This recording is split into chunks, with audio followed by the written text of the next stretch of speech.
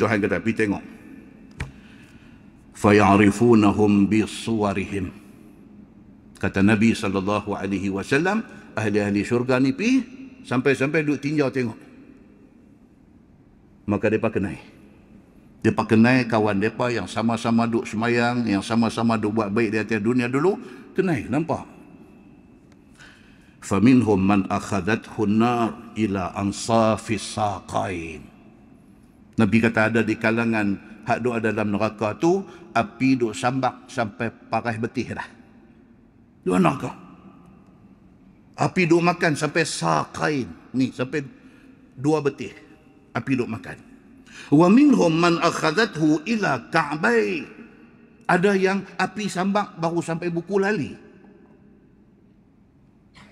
Tahan weh, satu badan lagi. Ada yang duk kena tekak buku lali. Ada yang kena tekak perut betih.